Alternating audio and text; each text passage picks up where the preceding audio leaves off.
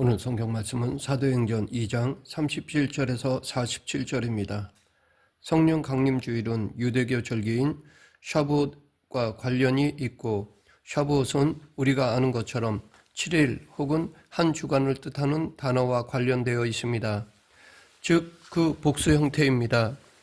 유월절이 끝난 후 7일 후에 오는 절기이기에 그렇게 불러졌고, 그래서 성경에서는 77절이라고도 하고, 정확하게는 유월절이 끝난 지 50일째 되는 날이기에 오순절이라고도 부릅니다. 이 절기에 대해서는 레위기 23장에 나오는데, 이 날에는 두 번째로 거둔 곡식을 하나님께 바치라고 나옵니다. 유월절에 보통 보리를 수확하고 샤부옷 때 밀을 수확하는데, 이것을 하나님께 바치라는 명령이 기록되어 있습니다. 그래서 이 절기는 추수감사절이고 지금까지도 추수감사절로 지키고 있습니다. 그리고 동시에 샤부옷은 율법 수요의 날이기도 합니다. 유대교 전승에는 모세가 시내산에서 율법을 받는 날이 바로 이 날이라고 합니다. 6월절에 출애굽한 지 50일째 되는 바로 그 날에 모세가 시내산에서 십계명 율법을 받았다는 것입니다. 정리하면 샤부옷은 추수감사절과 율법 수요의 절기라고 할 수 있습니다. 그런데 이 두 가지 의미가 사도행전에 새로운 의미로 이루어지게 됩니다. 샤부옷, 성경에 77절 혹은 오순절이라고 번역되어 있는 바로 이 날에 예수님께서 약속하신 대로 성령께서 강림하시게 됩니다. 그리고 나서 이어진 사건이 베드로의 설교입니다. 그때는 유대교의 절기이기에 각지에서 유대인들이 예루살렘에 모여들었습니다. 그런데 어느 한 집에서 120명의 성도들이 모여 기도하던 중에 성령이 하늘로부터 바람처럼 불처럼 임하였습니다. 그리고 모인 모든 사람들이 성령의 충만함을 받고 성령이 말하게 하심을 따라 다른 언어들로 말하기 시작하였습니다. 전혀 알지 못하는 각기 다른 외국어가 터져 나오는데, 마침 각지에서 흩어져 있던 유대인들이 예루살렘에 있었기에 이들이 들어보니까 자기들 지역의 언어였습니다. 사람들은 놀라기도 하고 어떤 사람은 세술에 취했다고 생각하여 술주정하는 것이라고 조롱하기도 하였습니다. 이때 베드로가 모인 유대인들 앞에서 성령에 대해 그리고 예수 그리스도에 대해 전하였습니다. 구약의 예언의 말씀들을 정확하게 해석하며 예수 그리스도를 통해 그 말씀들이 이루어졌음을 선포하였습니다. 이전 같으면 상상도 못할 일이 벌어진 것입니다. 즉 모세에게 주어진 토라가 이제 성령을 통해 새롭게 주어진 것입니다. 에스겔 36장 26, 27절에 이 성령 강림에 대해 예언하고 있습니다.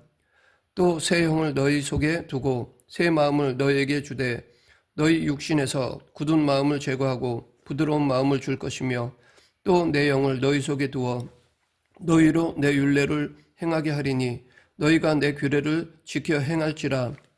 즉 오순절은 성령께서 우리 안에 거하심으로 우리가 하나님의 말씀을 깨달을 수 있도록 해주시고 그 말씀을 지킬 수 있는 새로운 마음을 주신 날이라는 것입니다. 새로운 의미에서의 율법 수요의 날이 바로 성령 강림절입니다.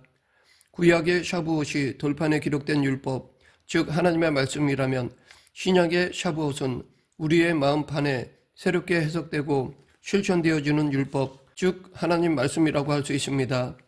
이스라엘 백성들이나 우리나 매 한 가지로 심성이 악하고 죄악을 행하기에 빠른 사람들입니다. 그러나 이스라엘 백성들과 우리가 다른 것이 있는데, 그것은 바로 우리 안에 성령이 계시다는 것입니다.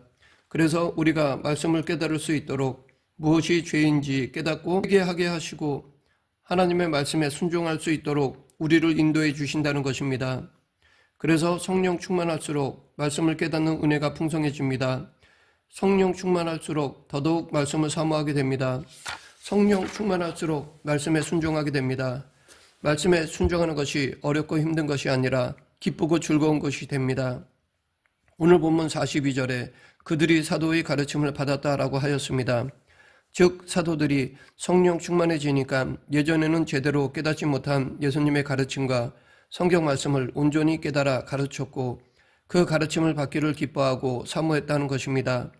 그리고 46절에서는 날마다 마음을 같이하여 성전에 모이기를 힘썼다라고 하였습니다. 성전에서 말씀 듣고 기도하고 예배 드렸다는 것입니다. 즉 성령 충만이 말씀 충만, 순종 충만, 기도 충만, 예배 충만으로 이어졌다는 것입니다. 이것이 바로 성령 충만의 모습입니다. 성령 충만은 말씀 충만입니다. 성령께서는 말씀 가운데 역사하십니다. 우리가 말씀을 읽고 듣고 배울 때 성령님께서 그 말씀을 깨달을 수 있도록 그 말씀대로 살아갈 수 있도록 역사하십니다. 그래서 성령 충만한 사람은 말씀을 더 사모하게 되고 더 깨닫게 되고 더 순종하게 되는 것입니다. 이처럼 오순절에 새로운 율법 수여가 이루어졌고 동시에 놀라운 추수가 이루어졌습니다. 베드로의 설교를 듣고 3,000명이나 되는 유대인들이 회개하고 예수 그리스도를 믿어 세례를 받게 되었습니다. 성령 강림 전 120명의 성도의 수가 하루아침에 3,120명으로 늘어나는 놀라운 일이 벌어졌습니다. 이것은 영적 추수를 의미합니다. 이전의 오순절에는 농작물의 추수가 이루어졌지만 새로운 오순절에는 영적인 추수가 이루어진 것입니다. 성령의 역사는 천하보다도 소중한 영혼들을 구원하는 영적 추수입니다. 그래서 성령은 복음 전하는 영이고 성령 충만한 성도는 복음 전하는 사람이고 성령 충만한 교회는 복음을 전하는 교회입니다. 이것은 교회 역사를 봐도 알 수 있습니다. 초대교회가 성령 충만한 공동체가 되니까 수많은 사람들이 주님께로 돌아왔습니다. 그러나 중세 때 교회가 성령 공동체가 아닌 사람들의 이권과 권력으로 가득 찬 공동체가 되니까 영혼을 구원하는 교회가 아니라 예수 그리스도의 이름으로 사람들을 박해하고 죽이는 지옥 같은 공동체가 되고 말았습니다. 그러다가 20세기 초 다시금 성령 운동이 일어나면서 교회가 성령 충만해지니까 세계 선교의 불이 붙었습니다. 교회를 봐도 마찬가지입니다. 성령 충만한 교회일수록 복음 전하는 교회입니다. 사람이 주인 되는 교회일수록 복음 전파는 형식인 체면치레가 되고 소모적이고 폐쇄적인 공동체가 됩니다. 하나님의 관심은 영혼 구원에 있습니다. 하나님께서 왜 교회를 세우셨습니까? 성령님께서 왜 교회에 임하셨습니까? 다른 것이 아닙니다. 영혼 구원입니다. 천하보다 귀한 영혼들을 구원하기 위해 하나님의 백성으로 만들기 위해 교회를 세우셨고 성령께서 오신 것입니다. 그러므로 교회의 가장 우선적인 사명은 영혼 구원입니다. 복음 전파입니다. 그 사명에 충실했던 교회가 바로 예루살렘 교회였습니다. 그들이 스스로 그런 것이 아니라 처음에는 성령께서 그렇게 하셨고 점차 복음 전파가 하나님의 뜻임을 깨닫고 성도들이 복음 전파에 힘쓴 것입니다. 처음에는 유대인들에게 그리고 사도행전 10장 이후에는 이방인에게까지 복음 전파가 이루어졌습니다. 이 말씀 깨달음과 복음 전파와 더불어서 또 한 가지 이전에 볼 수 없었던 일이 성령 강림으로 인해 이루어졌는데 그것이 오늘 본문 44절부터 46절에 기록되어 있습니다. 믿는 사람이 다 함께 있어 모든 물건을 서로 통용하고 또 재산과 소유를 팔아 각 사람의 필요를 따라 나눠주며 날마다 마음을 같이하여 성전에 모이기를 힘쓰고 집에서 떡을 떼며 기쁨과 순전한 마음으로 음식을 먹고 여기 초대교회의 말씀을 배우고 예배를 드리는 것 외에 몇 가지 특징적인 것들이 추가로 나오는데 첫 번째는 모든 물건을 서로 통용하고 또 재산과 소유를 팔아 각 사람들의 필요를 따라 나눠주는 것이었습니다. 두 번째는 집에서 떡을 떼며 기쁨과 순전한 마음으로 음식을 먹는 것이었습니다. 어떤 사람들은 이것을 사회주의 원형이라고 보는데 사회주의는 재산을 공동으로 소유한다는 데에서는 같지만 사회주의는 강제로 된 것이고 초대교회가 보여준 이러한 교제는 자발적인 것이었습니다. 그 자발적 동기는 사랑이었습니다. 즉 성령 충만하고 나니까 나 외에 다른 사람이 보인 것이었습니다. 그 전까지는 내가 우선이었는데 나의 이익, 내 것이 우선이었는데 남을 위한 희생은 내키지 않았는데 이 세상에서의 바람이 나 잘 먹고 잘 사는 것이었는데 남을 위해 무엇을 주는 것보다 받는 것이 더 좋은데 성령 충만하고 나니까 다른 사람이 남이 아니라 나의 형제, 나의 자매로 보이게 된 것입니다. 예수님의 말씀처럼 이웃이 내 몸처럼 느껴지기 시작한 것입니다. 성령께서는 사랑의 영이시기 때문에 성령 충만한 사람들은 서로 사랑하며 섬기기를 기뻐합니다. 자기를 주장하지 않습니다. 42절에 교제하고라는 단어는 헬라어 코이노니아라고 합니다. 이 코이노니아라는 단어에는 단순히 아는 정도의 교제가 아닌 깊이 있는 교제를 뜻합니다. 깊이 있는 교제란 자기의 소유로 서로를 섬기는 것 외에 서로 다름을 극복하고 하나로 만들어가는 교제를 말합니다. 교회는 다른 집단과는 다르게 다양한 서로 다른 사람들이 모인 공동체입니다. 서로 생각이 다르고 가치관이 다르고 사회적인 신분이나 직업이 다르고 나이가 다르고 성별이 다르고 신앙 스타일이나 성격이 다른 사람들이 모인 공동체가 바로 교회입니다. 그러하기에 사실 하나가 된다는 것은 참 힘든 곳이 바로 교회입니다. 인간적인 갈등이나 분파가 생기기 쉬운 곳이 바로 교회입니다. 그러나 교회는 성령 공동체입니다. 이 말은 성령의 뜻에 순종하는 공동체라는 것입니다. 하나님께서는 당신의 백성들이 그리스도의 사랑으로 하나가 되길 원하십니다. 서로 다르지만 그 다름을 틀린 것으로 여기는 것이 아니라 그 다름을 그대로 인정하고 그리스도의 사랑으로 서로를 이해하고 격려하고 양보하고 사랑하고 섬기는 가운데 하나가 되는 것입니다. 이것은 마치 부부 관계와 같습니다.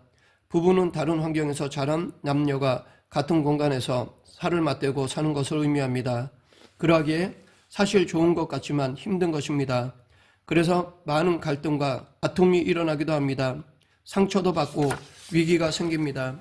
그러하기에 부부가 진정한 의미에서 부부가 되려면 서로 노력하는 의지가 있어야 합니다. 처음에는 연애 감정으로 신혼의 달콤한 감정으로 살아갈 수 있지만 그 감정은 그리 오래가지 않습니다. 그래서 노력이 필요한 것입니다. 이해하려는 노력, 양보하고 배우자를 세워주려는 노력, 지금까지는 사랑해서 사랑했지만 부부가 된 후로는 사랑하기 위해서 사랑하는 노력이 있어야 합니다. 즉 의지적인 사랑이 있어야 한다는 것입니다. 이런 노력이 없다면 부부관계는 힘들어지고 형식적인 것이 되고 맙니다. 그냥 사는 것이지 진정한 의미에서의 부부가 되기는 어렵습니다. 교회도 마찬가지입니다. 다 다릅니다. 기질이 다르고 성격도 다르고 스타일도 다르고 나이도 다르고 생김새도 다르고 다 다릅니다.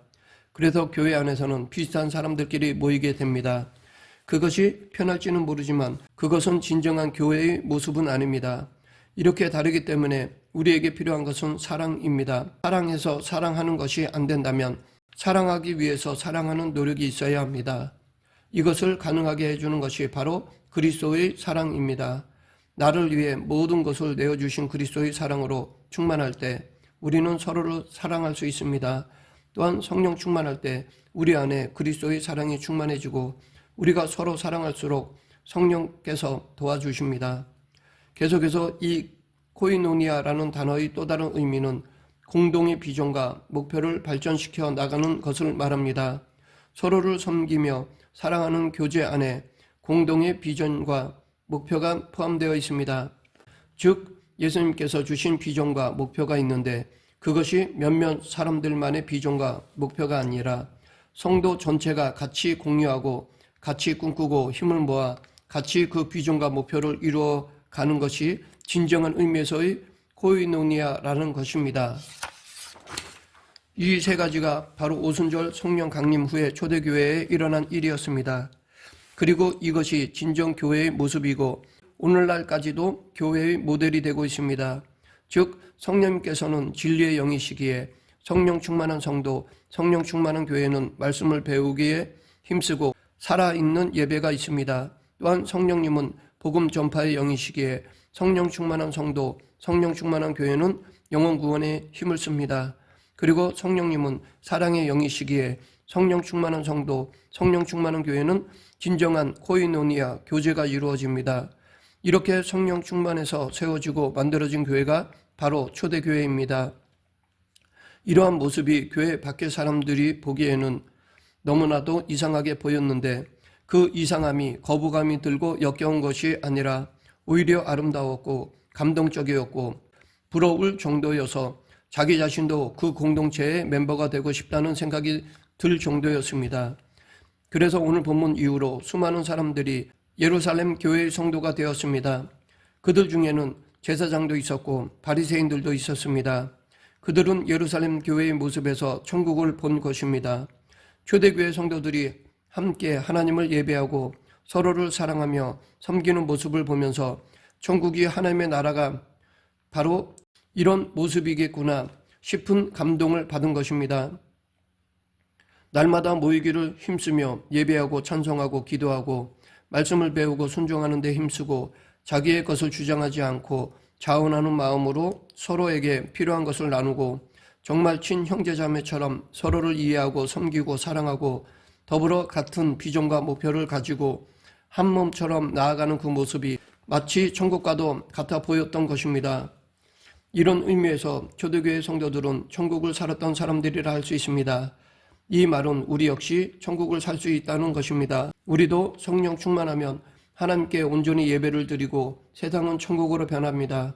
아니, 세상이 변한 것이 아니라 내가 변한 것입니다.